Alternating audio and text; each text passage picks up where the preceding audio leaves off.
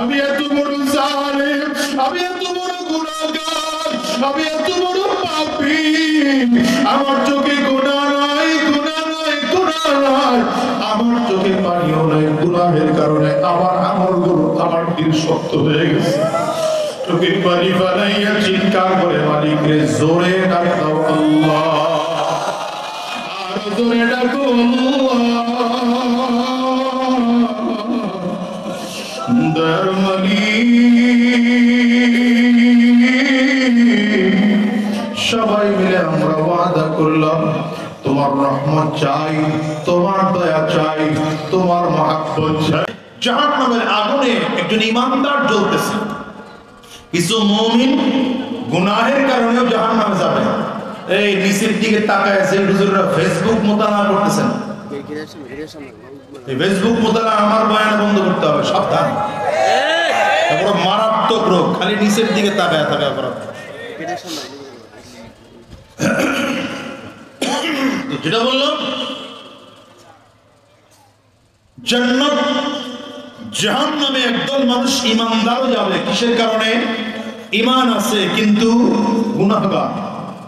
আল্লাহ তাআলা এমন একজন গুনাহগার যে জাহান্নামে কিন্তু ঈমান আছে।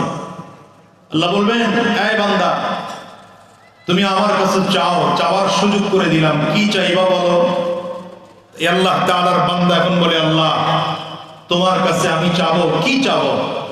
জাহান্নাম থেকে একটু বের করে ওই জাহান্নামের বর্ডারে আমার দাঁড় করায়। একটা গাছ আছে জাহান্নামের একদম বর্ডারে, আল্লাহ তাআলা গাছের নিচে উঠায় দিবেন। খুব লম্বা কথা, সংক্ষিপ্ত করে বলি, আল্লাহ তাআলা ওখানে উঠায় দিবেন। আর কিছু চাবি না তো? বান্দা বলে, না চাবো না। কিছুক্ষণ পরে বলে, আল্লাহ এমন একটা গাছ নিচে দিয়াও জাহান্নামের আগুনের তাপ লাগে, উপরে দিয়ে একটু ছায়া লাগে, কষ্ট হয়, একটু দূরে নিয়ে দাও না। ওই গাছটা হলো জান্নাতের বর্ডারে, ওইখানে নিয়ে একটু দাও। আল্লাহ বলেন, না এটা হবে না, একটুখানি খালি নিয়ে দাও, এরপরে আর কিছু চাবো না। চাবি না তো? না চাবি না। এটা হলো এমন এক হাদিস যেটা মুসালসাল বিসসাহ। এই হাদিসটা নবীজি সাহাবায়ে কেরামদেরকে যখন শুনিয়েছেন, নবীজিও হাসছেন। যতজন মুহাদ্দিসিন বর্ণনা করেছেন এরাও হেসেছেন। আমাদের উস্তাদরাও যখন এই হাদিস পড়িয়েছেন তখনও তারা এই হাদিস পড়ানোর সময় হাসছেন। আমরাও হেসেছি, মিসকে হাসবেন, অসুবিধা নেই। তো আল্লাহ তাআলা এবার ফেরেশতাদের মাধ্যমে জান্নাতের বর্ডারের কাছে নিয়ে গেছে। আর কিছু যাবে না তো? বান্দা বলে, না। এমন এক জায়গা যেখান থেকে জান্নাতের দরজা দেখা যায়, দরজার ভেতর দিয়ে যে হুর গিলমান আসা যাওয়া করতেছে দেখা যায়। জান্নাতের দামি দামি খাবার, না জন্য আমার ডেকোরেশন ডিজাইন দেখা যায়। বলে আল্লাহ, কিছুক্ষণ পরে বলে, আল্লাহ একটু গেটের কাছে নিয়ে দেওয়া যায়। আল্লাহ বলে, তুই না বললি কিছু যাবি না? বলি এইটুকুই শেষ। ওই গেটের কাছে নিয়ে দিলে আর কিছু যাবো না। আল্লাহ তাআলা ফেরেশতাদেরকে বললেন, গেটের কাছে নিয়ে আর যাবি না কিন্তু কিছু? বলে না। গেটের কাছে গেলে পরে আরো স্পষ্ট দেখা যায়, আরো স্পষ্ট দেখা যায় জান্নাতের নাজনে আমার দেখতেছে, ডেকোরেশন দেখতেছে, ডিজাইন দেখতেছে, জান্নাতের হুর গিলমান দেখতেছে, রকমারি খাবার দেখতেছে। অনেকক্ষণ পরে বলে, আল্লাহ একটু ঢুকার সুযোগ দাও। খালি ঢুকবো আর বেরোয়, একদম দিয়ে যাবো আর আমার কয় না আমাদের দেশে এমন কিছু ওর উপর। আল্লাহ বলেন, না এটার অনুমতি নেই, একটু শুধু দাও, যাবো আর আসবো। আল্লাহ বলে, তাহলে গেলে তো চলে যাবি? বলে হ্যাঁ। জান্নাতের গেট আল্লাহ বলেন ফেরেশতাদেরকে খুলে দাও। সুবহানাল্লাহ, পাওয়ার নাই, জোরে বলেন। জান্নাতের গেট খুলে দেওয়া হবে। জান্নাতের গেটটা খুলে দেওয়ার পরে ভেতরে ঢুকা আল্লাহর বান্দা এখন আল্লাহরে ওয়াজ শোনায়, আল্লাহ তুমি না বলছো জান্নাতে একবার কেউ ঢুকলে আর বের হয় না? আল্লাহু আকবার, সুবহানাল্লাহ। আল্লাহ তাআলা গোটা পৃথিবীতে যে মানুষ বানিয়েছেন, এই মানুষদেরকে আল্লাহ তাআলা বড় মহব্বত করে বানিয়েছেন। আর এই মানুষদের কাছ থেকে, বনি আদমের কাছ থেকে আল্লাহ তাআলা একমাত্র ফিডব্যাক চান মোহাব্বত। বলেন কি চান? বেসটা একটু কমায়, সাউন্ডটা একটু বাড়ায়। আল্লাহ তাআলা বান্দার থেকে চান মোহাব্বত, বান্দাকে দিয়েছেন মোহাব্বত। গোটা পৃথিবীটা টিকে আছে মোহাব্বতের জন্য, ঠিক না? বান্দা এবং রবের মাঝে যেদিন এই মোহাব্বতের বন্ধন থাকবে না, আল্লাহ তাআলা সেদিন গোটা দুনিয়াও রাখবেন না। মোহাব্বত সাধারণত দুই ধরনের হয়। বলেন কয় ধরনের? একটা হলো মোহাব্বত হাকিকি, অরিজিনাল মোহাব্বত, আর এক হলো মোহাব্বত মাজাজি, যেটা ডুপ্লিকেট মোহাব্বত। অথবা এটাকে এভাবেও ব্যাখ্যা করা যায়, একটা হচ্ছে স্থায়ী মোহাব্বত, আর এক হচ্ছে অস্থায়ী মোহাব্বত। স্থায়ী মোহাব্বত হলো সেটা যে মোহাব্বত বান্দার মাঝে এবং আল্লাহর মাঝে হয়, যে মোহাব্বত আল্লাহ তাআলা বান্দাকে করেন, বান্দা আল্লাহ তাআলাকে করেন। এই মোহাব্বত হলো অরিজিনাল মোহাব্বত, এই মোহাব্বত হলো আসল মোহাব্বত, এই মোহাব্বত হলো স্থায়ী মোহাব্বত। আর দুনিয়ার যত মোহাব্বত আছে, এই মোহাব্বত গুলো সব নকল মোহাব্বত, অস্থায়ী মোহাব্বত। এই মোহাব্বতটা আবার তিন ধরনের হয়। দুনিয়ার মোহাব্বতটা কয় ধরনের? তিন ধরনের। এক মোহাব্বত হলো বাবা এবং মা সন্তানকে মোহাব্বত করে,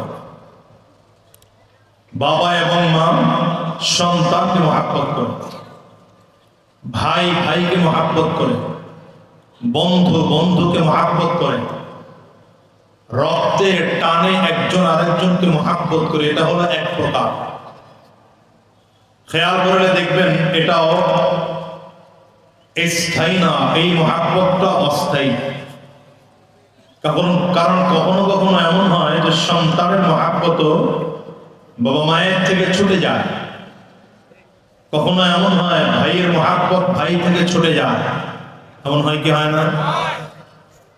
দ্বিতীয় আরেক মোহাব্বত প্রকৃতির মোহাব্বত। যেমন আপনি কোন একটা খাবার খাইতে ভালোবাসেন, এটা খাবারের মোহাব্বত আপনার মধ্যে ঢুকছে। সমুদ্র সৈকতে যাইতে ভালোবাসেন, সমুদ্রের মোহাব্বত আপনার মধ্যে ঢুকছে।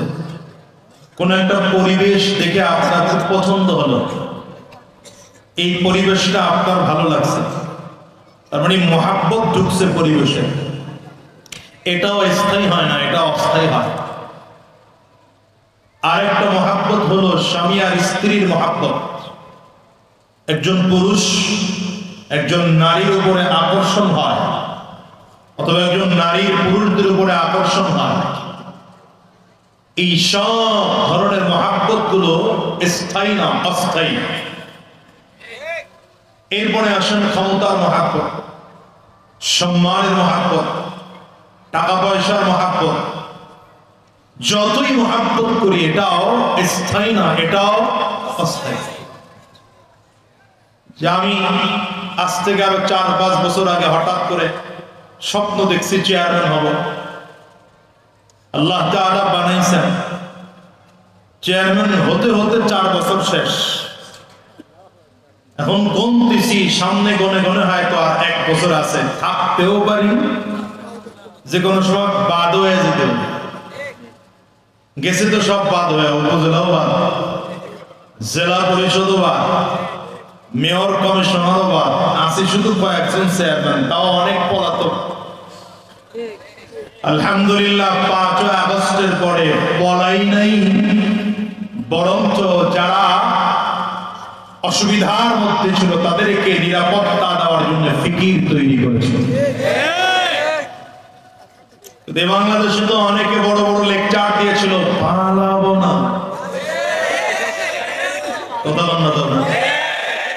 তো বাংলাদেশের লেকচার দিছিল না, কি বলছিল? তারা কই? কথা বলেন না কেন? তারা কোথায়? যারা এই বাংলাদেশ থেকে আলেমদেরকে বিতাড়িত করতে চেয়েছে, যারা এই বাংলাদেশ থেকে উলামায়ে কেরামদেরকে নিশ্চিহ্ন করতে চেয়েছে, যারা বাংলার জমিন থেকে উলামায়ে কেরামদেরকে বিদায় করতে চেয়েছে, উলামায়ে কেরামদের প্রতি মামলা, হামলা, নির্যাতন, অত্যাচার কার উপরে করা হয়নি বলেন? প্রত্যেকের উপরে করা হয়েছে। আল্লামা দিলওয়ার হোসেন সাঈদী সাহেবের বিরুদ্ধে মামলা দেওয়া হলো। ৭১ সে নাকি নারী নির্যাতন করেছেন। আসতেই বলেন, এরকম আসতেই বলেন। আল্লামা মামুনুল হক সাহেবের বিরুদ্ধে মামলা দেওয়া হলো, ধর্ষণ করেছেন। খালিদ সাইফুল্লাহ আইয়ুবীর বিরুদ্ধে মামলা দেওয়া হলো, আল্লামা খালিদ সাইফুল্লাহ আইয়ুবীর বিরুদ্ধে মামলা দেওয়া হলো, গুলিস্তানে ককটেল নিক্ষেপ করেছেন। কুয়াকাটা হুজুরের বিরুদ্ধে মামলা দেওয়া হলো, ইহসান গ্রুপের লক্ষ কোটি টাকা আত্মসাৎ করেছেন। পিশাক চরমনাইয়ের বিরুদ্ধে মামলা দেওয়া হয়েছে। কি মামলা দেওয়া হয়েছিল? ১০,০০০ টাকা পকেট মেরেছেন। পিশাক চরমনাই কত টাকা পকেট করছে? ১০,০০০। কত টাকার ঠেক। আমার বিরুদ্ধে মামলা দেওয়া ছিল, আমি নাকি কার গাছ কেটে আমার বাড়ি লয়ে আইছি। কোন প্রতিদিন ২টা-৩টা করে প্রোগ্রাম করলে গাছ কাটার সময় কই আমার দিয়ে দিছে। কিন্তু আমি তো বলি, যারা উলামায়ে কেরামদেরকে মামলা দিয়েছো, হামলা করেছো, চক্রান্ত করেছো, ষড়যন্ত্র করেছো, উলামায়ে কেরামদেরকে জমিন থেকে বিদায় করতে চেয়েছো, দিন শেষে তাকিয়ে দেখো উলামায়ে কেরাম আজ বাংলার জমিনে রাজা বাদশার মতো করে কথা বলে। হাজারো জনতা এদের কথাগুলো মন্ত্রমুগ্ধের মতো শুনে, ঠিক কিনা বলো? উলামায়ে কেরাম এখনো মাথা উঁচু করে কথা বলে, উলামায়ে কেরাম বুক টান করে কথা বলে, উলামায়ে কেরাম গলা উঁচু করে কথা বলে। তোমরা যারা মামলা দিয়েছো, হামলা করেছো, চক্রান্ত করেছো, ষড়যন্ত্র করেছো, কলা পাতার বিছানায় ঘুমাইয়াও তো বাঁচতে পারো না।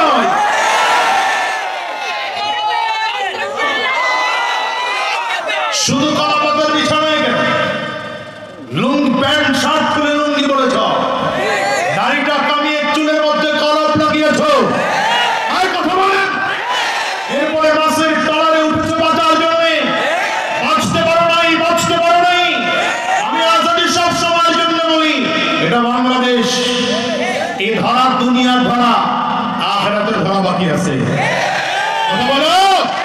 এরা উলামায়ে কেরামদেরকে শুধু শুধু হয়রানি করেছ, উলামায়ে কেরামদেরকে পেরেশানি করেছ, উলামায়ে কেরামদের বিরুদ্ধে অস্ত্র ধরেছ, উলামায়ে কেরামদের বিরুদ্ধে কলম ধরেছ, মামলা হামলা করেছ। কিয়ামতের ময়দানে আল্লাহর সামনে দাঁড় করা প্রত্যেকটা জুলুমের একটা হিসাব না হবে, একটা হিসাব না হবে। দুই হাত দিতে করে চিল্লাবো।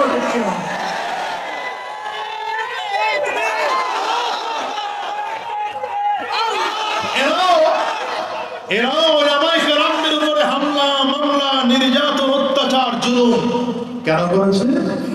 এদের একটাই মাত্র কারণ ছিল, ক্ষমতার মহব্বত। কিসের মহব্বত? ক্ষমতা। কিন্তু স্থায়ী না অস্থায়ী? বলেন বলেন বলেন বলেন। কেমন অস্থায়ী? সব রেডি, সকালের নাস্তাও খেয়েছেন, দুপুরের খানাও পাকানো হয়েছে, কিন্তু ম্যাডাম সাহেব খানা না খেয়েই পালাতে হয়েছে। কি ঠিক না? ঠিক না? সব অস্থায়ী, ক্ষমতা অস্থায়ী, সম্মান অস্থায়ী, টাকা পয়সা অস্থায়ী, কিন্তু স্থায়ী হলো যেটা বান্দার সাথে রবের সম্পর্ক তৈরি হয়। এই জন্য বলবো, জীবনে তো অনেক দেখলেন, বহুত নেতার পতন দেখেছি, উত্থান দেখেছি, এ বাংলাদেশে বহুত আন্দোলন দেখেছি, শেষ পর্যন্ত রেজাল্ট কিছুই হলো না। সুতরাং আগামীর দিনেও আরেক আন্দোলন দেখতে চাই, ইসলাম কায়েমের আন্দোলন। বাংলাদেশের মানুষ রক্ত দিয়ে অভ্যস্ত, এরা রক্ত দেয়। ওই 47-এ আমরা রক্ত দিয়েছি, 47-এ রক্ত দিয়েছি ইংরেজদেরকে বিতাড়িত করার জন্য, 71-এ রক্ত দিয়েছি দেশ স্বাধীন করার জন্য, 2024 এসে রক্ত দিয়েছি স্বৈরাচার বিদায় করার জন্য। সুতরাং আগামী দিনে প্রয়োজনে উলামায়ে কেরামদের নেতৃত্বে ঢাকা মায়েদের নাম খাম ছড়াবো, রক্ত ছড়াবো, প্রয়োজনে জীবন দেব, বাংলার জমিনে কোরআন কায়েম করে ছাড়বো, কোরআন কায়েম করে ছাড়বো। তারা তৈয়ার আছে, দাঁড়িয়ে দেখাতে হবে।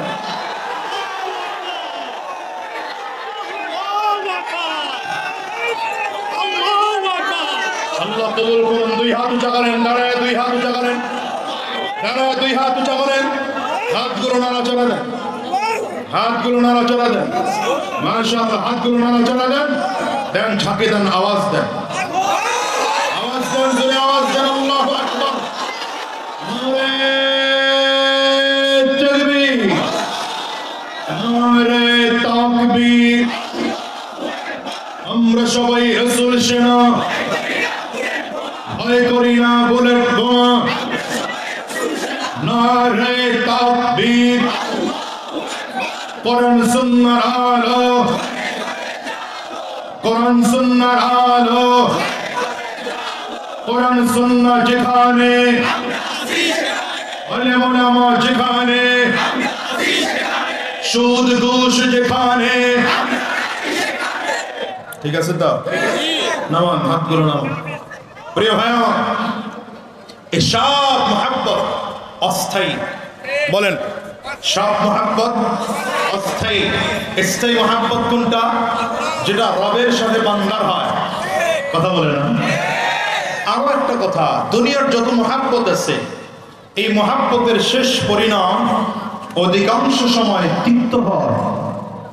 অধিকাংশ সময় রবের সাথে বান্দার যদি একবার সম্পর্ক তৈরি হয়, রবের সাথে বান্দার যদি একবার মহব্বত তৈরি হয়, সেই সম্পর্কের শেষ মিষ্ট হয়। কি হয়?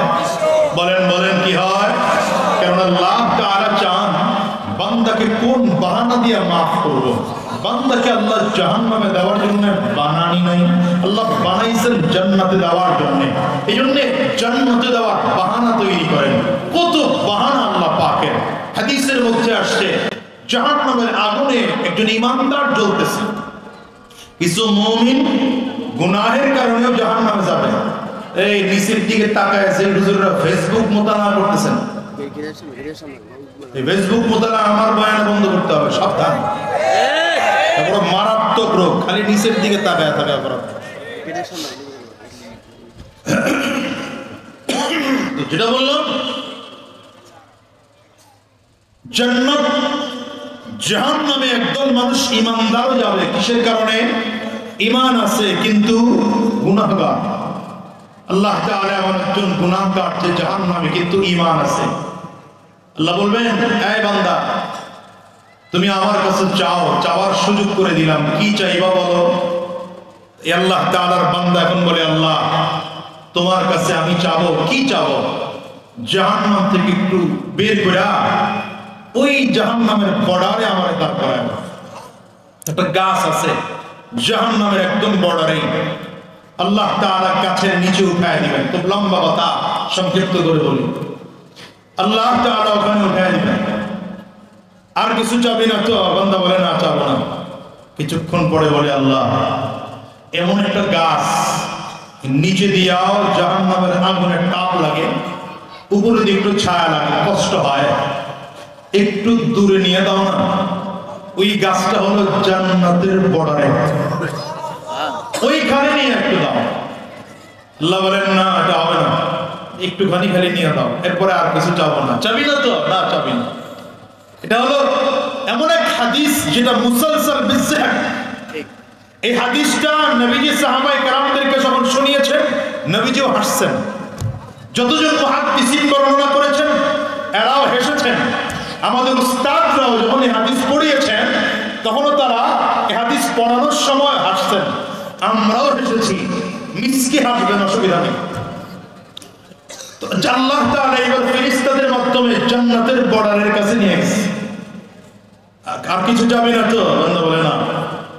এমন এক জায়গা যেখান থেকে জান্নাতের দরজা দেখা যায়। দরজার ভেতর দিয়ে যে হুর গিলমান আসা যাওয়া করতেছে দেখা যায়। জান্নাতের দামি দামি খাবার, না জন্য আমার ডেকোরেশন ডিজাইন দেখা যায়। বলে আল্লাহ, কিছুক্ষণ পরে বলে আল্লাহ একটু গেটের কাছে নিয়ে দেওয়া যায়। আল্লাহ বলে তুই না বললি কিছু যাবি না, বলি এইটুকুই শেষ। ওই গেটের কাছে নিয়ে দিলে আর কিছু যাবো না। আল্লাহ তাআলা ফেরেশতাদেরকে বললেন গেটের কাছে নিয়ে আর যাবি না, কিন্তু কিছু বলে না। গেটের কাছে গেলে পরে আরো স্পষ্ট দেখা যায়, আরো স্পষ্ট দেখা যায় জান্নাতের নাজনে আমার দেখতেছে, ডেকোরেশন দেখতেছে, ডিজাইন দেখতেছে, জান্নাতের হুর গিলমান দেখতেছে, রকমারি খাবার দেখতেছে। অনেকক্ষণ পরে বলে আল্লাহ একটু ঢুকার সুযোগ দাও। খালি ঢুকবো আর বের হয়ে একদম দিয়ে যাবো আর আমার কয় না আমাদের দেশে এমন কিছু ওর উপর। আল্লাহ বলেন না, এটা অনুমতি নেই, একটু শুধু দাও, যাবো আর আসবো। আল্লাহ বলে তাহলে গেলে তো চলে আবি। বলে হ্যাঁ। জান্নাতের গেট আল্লাহ বলেন ফেরেশতাদেরকে খুলে দাও। সুবহানাল্লাহ, পাওয়ার নাই, জোরে বলেন। জান্নাতের গেট খুলে দেওয়া হবে। জান্নাতের গেটটা খুলে দেওয়ার পরে ভেতরে ঢুকা আল্লাহর বান্দা এখন আল্লাহর ওয়াজ শোনায়। আল্লাহ তুমি না বলছো জান্নাতে একবার কেউ ঢুকলে আর বের হয় না? আল্লাহু আকবার, সুবহানাল্লাহ। আওয়াজ করে দুখুলুহা বিসালাম, উদখুলুহা বিসালাম, যালিকা ইয়াউমুল খুলুদ।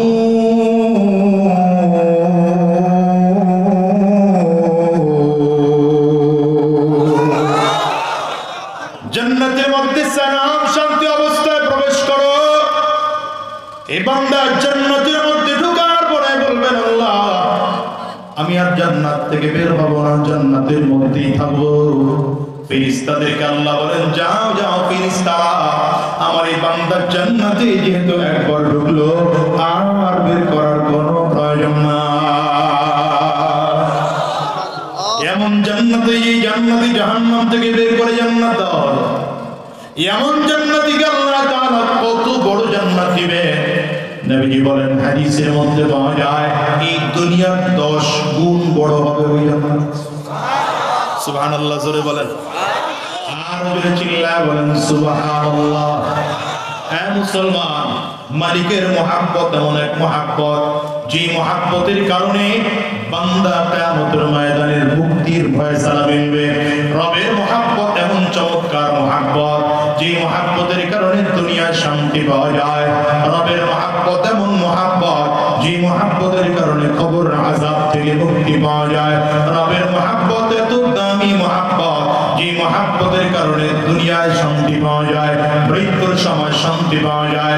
নবীজি হাদিস শরীফের মধ্যে বলেন এই দুনিয়ার মানুষ আল্লাহ তাআলা নিজে মহব্বত বানাইয়া সৃষ্টি করে 100 ভাগ করে 99 ভাগ রবের কাছে রেখে দিয়েছে, আর এক ভাগ গোটা পৃথিবীর মানুষের কাছে বন্টন করে দিয়েছে। এই এক ভাগকেও যদি আবার 100 ভাগ করা হয়, এক ভাগ গোটা পৃথিবীর মানুষের কলিজায় দিয়েছে, আর এক ভাগ 99 ভাগ দিয়েছেন মায়ের কলিজায় সন্তানের জন্য। এই মা সন্তানকে যত ভালোবাসে তার চেয়ে বেশি ভালোবাসে আমার আল্লাহ। মায়ের ভালোবাসা সন্তানের জন্য কেমন? বুখারীর হাদিস, সহিহ বুখারীর হাদিস, যুদ্ধের ময়দানে কিছু মানুষকে আটক করা হলো। হযরত ওমর রাদিয়াল্লাহু আনহু বর্ণনা করেন এদের কোমরের মধ্যে রশি লাগাইয়া হাতের মধ্যে হ্যান্ডকাপ পরায়া টেনে টেনে কয়েদিদেরকে আনা হয়। একজন মহিলা কোমরের মধ্যে রশি আছে, হাতের মধ্যে হ্যান্ডকাপ পরা আছে, কিন্তু কোমরের মধ্যে রশি আছে খবর নাই, হাতে হ্যান্ডকাপ পরা খবর নাই। সে শুধু চেহারাটা ডানে ঘোরায় বামে ঘোরায়, সামনে তাকায় পেছন দিকে তাকায়, বেচাইনার পেরেশান হয়ে গেল। কি যেন মহিলা খুঁজতেছে, কি যেন মহিলা খুঁজতেছে। অনেকক্ষণ পরে বোঝা যায় মহিলা তার নিজের সন্তানকে খুঁজতেছে। সন্তানকে মা খুঁজে, হাতের মধ্যে রশি বাঁধা, কোমরের মধ্যে রশি বাঁধা, মায়ের খবর নাই, মাকে জেলের মধ্যে নিয়ে যাওয়া হচ্ছে, কিন্তু আমার সন্তান সন্তানকে খুঁজতেছে, চারিদিক খুঁজে খুঁজে পেরেশান হয়ে যায়। হঠাৎ করে সন্তানের চেহারা দেখতে পায়, যে না ছোট্ট সন্তান যদিও হারিয়ে গিয়েছিল কিন্তু যুদ্ধে মারা যায় নাই। মা যখন সন্তানকে দেখেছে, রশিটা টান এত জোরে দিল, কয়েদির হাত থেকে রশিটা ছুটে গিয়েছে। মা একটা দৌড় দিয়েছে, লোকজন বড় পেরেশান হয়, ভেঙে যায়। না মহিলা ভাগে না, এক দৌড় দিয়ে সন্তানটাকে কাছে পাইয়া কোলের মধ্যে জড়ায়া জড়ায়া গালের মধ্যে নিয়ে নিয়ে চুমু দেয়, চোখের পানিগুলো ফেলে ফেলে কান্না করে। মা নিজের সন্তানটারে কোলের মধ্যে নিয়ে নিয়ে এমন করতেছে, আমার পরিবার টুকরা সন্তানটা অনেকক্ষণ আমার থেকে দূরে, আমার সন্তান অনেকক্ষণ ধরে না খাওয়া। মানুষগুলোকে আড়াল করে করে মায়ের স্তনটা সন্তানের মুখে দিয়ে দিচ্ছে। মায়ের বড় শান্ত, বড় বড় শান্ত। সাহাবায়ে কেরাম দূর থেকে তাকিয়ে তাকিয়ে দৃশ্য দেখতেছে। আবার নবীও দূর থেকে তাকিয়ে তাকিয়ে দেখে সাহাবায়ে কেরামদেরকে বলেন, সাহাবীরা জানো এই মা তার সন্তানকে যতটা মহব্বত করে, তার চেয়ে হাজার গুণ বেশি মহব্বত আমার আল্লাহ বান্দাকে করে। আমার আল্লাহ তাআলা কোন বান্দাকে জাহান্নামে দেওয়ার জন্য বানান নাই, সবগুলো বান্দাকে আল্লাহ তাআলা জান্নাতে দেওয়ার জন্য বানিয়েছেন। এজন্য রব্বি কারীম গুনাহদের জন্য বারবার করে গুনাহ করলো তওবা করার অপশন তৈরি করে দিয়েছেন, তওবা করার সুযোগ করে দিয়েছেন। হে গোলাম রে, যদি অন্যায় করে থাকো, গুনাহ করে থাকো, পাপ করে থাকো, আমি আল্লাহর কাছে ক্ষমা চাও। আমি আল্লাহ দয়াবান, বান্দার গুনাহ মাফ করার জন্যই তো আমি আমার নাম রেখেছি গফফার। বান্দার গুনাহ মাফ করার জন্যই তো নাম রেখেছি গফুর। বান্দা অন্যায় করবে, আমি বান্দার গুনাহগুলো মাফ গোপন করার জন্য নাম রেখেছি সত্তার। বান্দা অন্যায় করবে, আমি আল্লাহর রহমত থেকে সরে সরে যাবে, আর আমি আল্লাহ বান্দাকে টেনে টেনে টেনে টেনে আমার কোলের মধ্যে নেব। এই জন্যই তো বান্দা আমি আল্লাহ নিজের নাম রেখেছি রাহিম, আমি আমার নাম রেখেছি রহমান। রব্বি কারীম বলেন, গোলাম গভীর রাতে গোটা পৃথিবীর মানুষ ঘুমিয়ে যায়, তোর দাদা ঘুমায়, বাবা ঘুমায়, আত্মীয় স্বজন সহ কিন্তু ঘুমায়, আমি আল্লাহ ঘুমাই না। আমি আল্লাহ গভীর রাতে তোর কুদরতি নজর দিয়ে তোর চেহারার দিকে তাকিয়ে থাকি।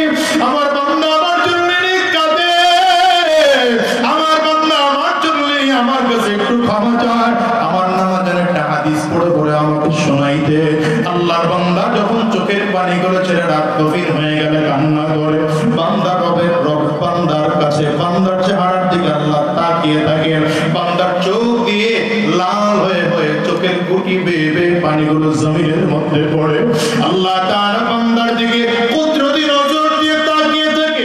বান্দার এত কান্নার আওয়াজ, বান্দার কান্নার কারণে আরশে আজিম পর্যন্ত থর থর থর থর করে কেঁপে ওঠে।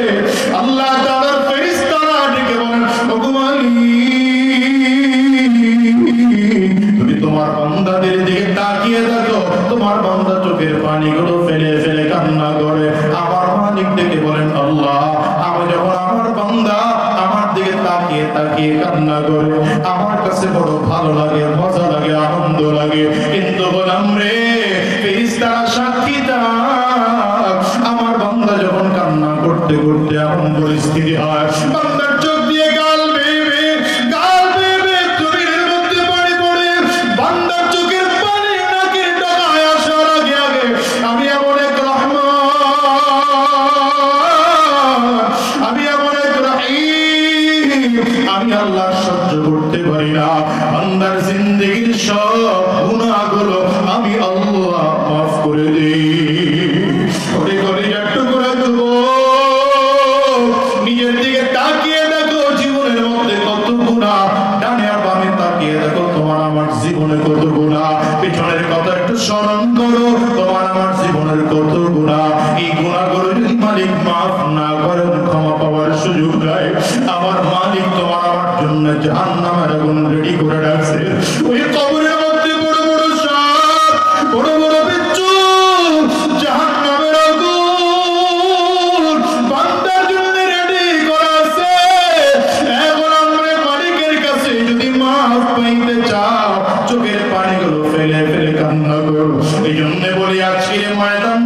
বড় পবিত্র ময়দান, আজকের জমিন বড় পবিত্র জমিন।